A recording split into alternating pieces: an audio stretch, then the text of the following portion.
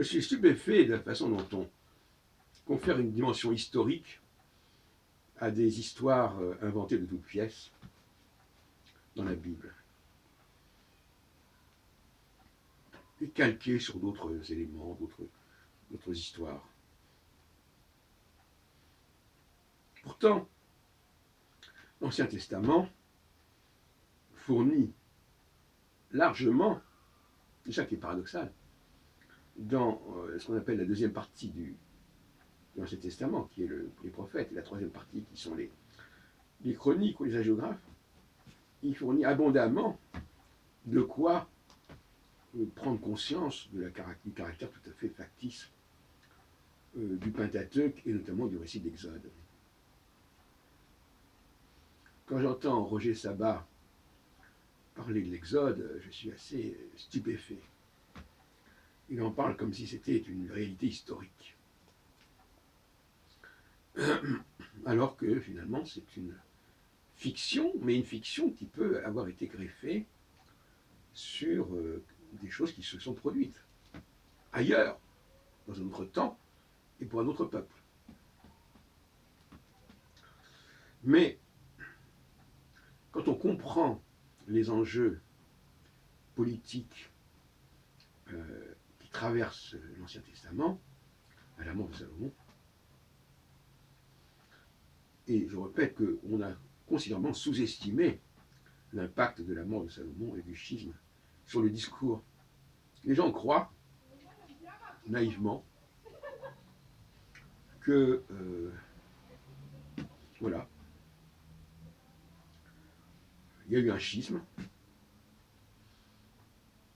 qui est raconté d'ailleurs, et il n'y a pas eu de conséquences sur la rédaction des textes. Il y a eu des confrontations très dures entre les différents camps, le camp du Nord et le camp du Sud, mais ça n'a pas joué sur le contenu du Pentateuque, notamment du contenu d'Exode. Or justement, ce que je reproche à Roger Sabat, c'est son étude de l'Exode, du livre de l'Exode. Parce que précisément, le livre de l'Exode est une contrefaçon absolument flagrante. Rien n'est vrai dans le livre de l'Exode, en fait, y compris dans la forme, y compris dans le fond.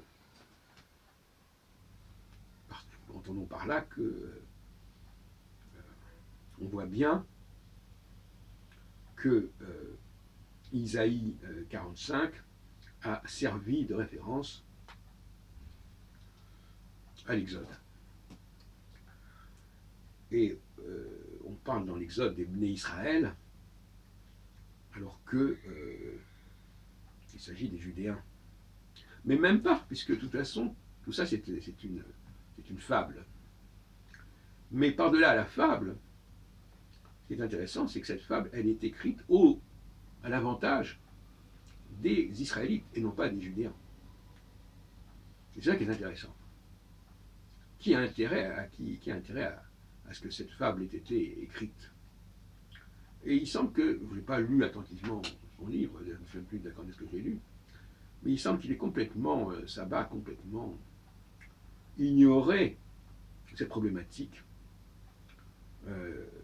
d'une volonté de prendre sa revanche de la part des Israélites sur les Judéens, en leur coupant l'herbe sous le pied en quelque sorte, et en inventant l'idée que Israël, en plaçant Israël comme une réalité antérieure à tout le reste.